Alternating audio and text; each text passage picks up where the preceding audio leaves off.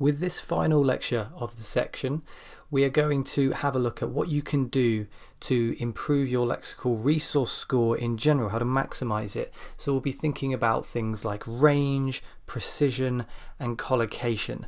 This is quite a long lecture after the previous three lectures really just looked at vocabulary and expressions that you can use across the different letter types. Here we'll be talking about vocabulary more generally and looking at different skills that we can employ to maximize our lexical resource score. So let's start by thinking about paraphrasing and about increasing your range of vocabulary, avoiding repetition. The expression range of vocabulary is used in the lexical resource category of the band descriptors for bands 5, 6, 7, and 8. It covers a lot of the different bands. The key difference in these bands is in the adjective that appears before the expression range of vocabulary. Let's have a look at that in detail. Band 5 uses a limited range of vocabulary. Band 6 uses an adequate range of vocabulary. Band 7 uses a sufficient range of vocabulary, and Band 8 uses a wide range of vocabulary. Now, ignoring the issue that adequate and sufficient are mostly synonymous adjectives and they can mean the same thing, you can see that in general what we're looking at is that basically the more range, the better. The greater your range of vocabulary, the higher your band score will be. And how can we produce range? Well, we can avoid repetition. How do we do this? Well, there are a number of techniques that we can use to meet this paraphrasing aim of avoiding repetition. And we're going to talk about those now. I go into more detail on these in the Task 2 course, but I'm talking about all the techniques in this lecture as well and putting them in context of letter writing. So we can use synonyms. We can use referencing, we can use word formation, we can use antonyms, and we can change word order as well. So let's look at this in the context of an actual task. Now here, we don't have the task itself, but we do have two sentences which have been used in the letter response. And we're looking at a very isolated instance of just a couple of words, and you can see these words in bold: 2 weeks. It has now been 2 weeks since I was last contacted by the bank. That means that for the last 2 weeks I have been without a credit card, which has made it very difficult for me to manage my financial affairs. Let's look at each of these paraphrasing techniques one by one. Synonyms, first of all. Okay, so instead of saying that means for the last 2 weeks, we can simply change the language to something that means the same thing. That's all a synonym is. It's another word for the same thing. That means that for the last fortnight, a fortnight is 2 weeks, I have been without a credit card. How about referencing? Now, we looked at referencing in the previous section, so hopefully you can remember what that generally means. So in this case, instead of saying it has now been 2 weeks, later we can say that means for this whole time. You can see that referencing device, this. So referring to the time that we mentioned earlier, and that is 2 weeks. We add the word whole just to emphasize that it is the whole thing, not just a part of those 2 weeks, but the whole 2 weeks. So for this whole time, because we've thought to ourselves that a week is a division of time, so we can use the word time instead. Okay, we're going to move to a different task to think about the other three techniques. And this time we have got the task in front of us. You recently left some important documents on a train. Write a letter to the train company. Okay, so we want to paraphrase the language in the task to avoid repetition. It's something that the examiners will notice if you rely on the task language. One way we can avoid the word important is we can think about word formation.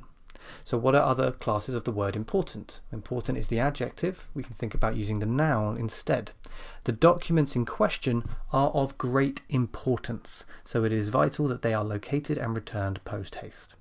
Okay, so important to importance. We can also think about antonyms. So as synonyms are different words for the same thing, antonyms are like the opposites. We're trying to communicate an opposite meaning. So, you recently left some important documents on a train. The loss of these documents is no trivial matter. Trivial is the opposite of important. It's an antonym.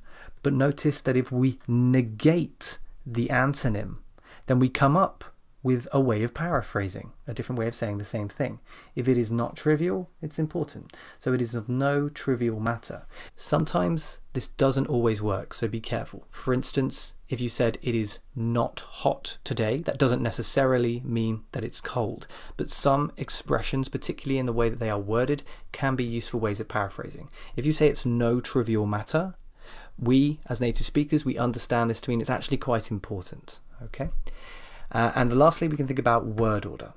So you recently left some important documents on a train. You can see they've highlighted the word left there as well, just to emphasize that we're going to move these sentence elements around. You've got verb followed by adjective followed by noun. So now we're going to switch those around and we're going to go noun, the documents, followed by adjective, which are very important, followed by verb, and we can do this because it's in the passive voice, were left in carriage A, seat 12 upon my exit.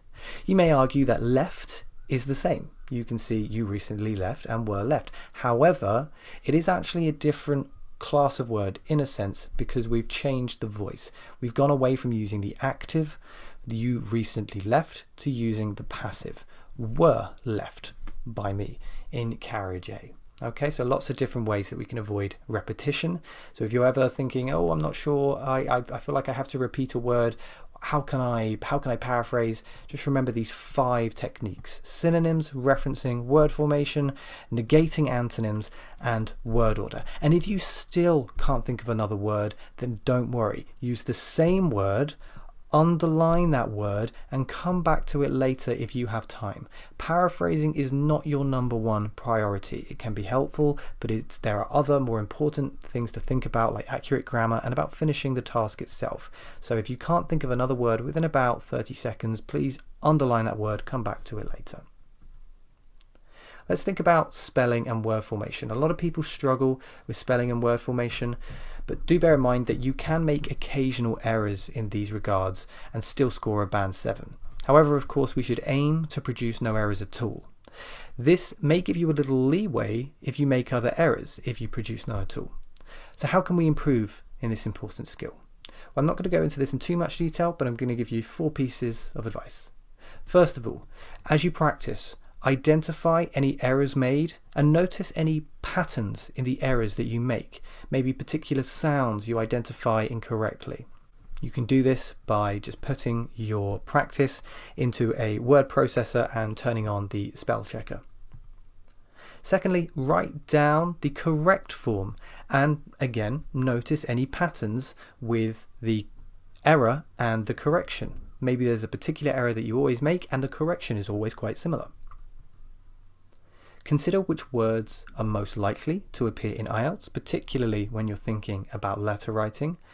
And if those come up in your practice, really focus on those. And practice writing sentences with these words daily. So the words with frequent errors that you make and those words which are most likely to appear in IELTS, particularly if those 2 factors are combined. Practice writing sentences with those words every day until they really are cemented in your mind in the correct form. Now let's move to precision. So, returning to the band descriptors. In order to score a band 7, a sufficient range of vocabulary is required to allow for some flexibility. We've talked about flexibility with regards to range and precision. Now, this is one of the most common failings of written work in IELTS. A lot of people think about the range of vocabulary they use, but they don't necessarily think about how precise the vocabulary is. So we're going to have a look at a couple of examples, and I want you to think about which would score highest in this regard, in the regard of precise vocabulary. So we've got 2 here, and one has 40 words and one has 35 words. That could be an important thing to think about. Sorry it took so long to write. I have just been very busy at work. I was working on 2 projects and both of them required a lot of effort. There has been so much to do since I started. Sorry I couldn't write sooner. I was recently put in charge of 2 work projects, both of which had totally unrealistic deadlines, and I have just been snowed under with paperwork ever since I started. Now, which one of these extracts would be better in terms of the precision of its vocabulary? Now, although the second one is shorter, it is actually more precise. It communicates more details. And so the reader has a better idea of what's going on. We say, sorry it took so long to write, and sorry I couldn't write sooner. We have more of an idea of the time element here. We say, I've just been very busy at work. I was working on 2 projects. We don't know what the level of responsibility is, but with the second one, I was recently put in charge of 2 work projects. We know that we're managing them, so there's a lot more stress and pressure involved.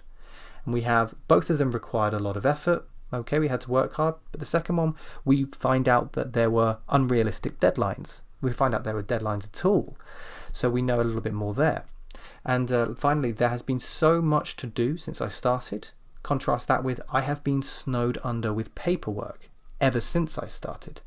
So the second one, we know more than just that we had a lot of work. We know that it's specifically paperwork, so writing things out. We don't know, for example, in the first one, we don't know whether it was paperwork or whether it was managing other employees or whether it was managing financial things.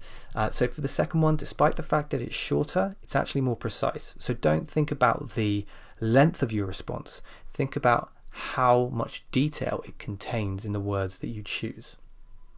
Finally, we can think about collocation. Collocation, another important element for achieving a Band 7, uses less common lexical items, basically vocabulary, with some awareness of style and collocation. So it's important to think about what collocation is. Collocation is about choosing the words that fit naturally with other words. For instance, in many languages, it's appropriate to say, I want to make a picture. But that's not the case in English. In English, we want to say, I want to take a picture. That is an example of a collocation. Now, to improve in terms of your collocation skill, read, and read some more. I always recommend that. You'll begin to see that some of the collocations that exist in your language don't exist in English, and they can be quite different. Try to notice patterns in both speech and writing, and refer to collocation dictionaries as well if you are unsure. Websites like freecollocation.com are very, very useful.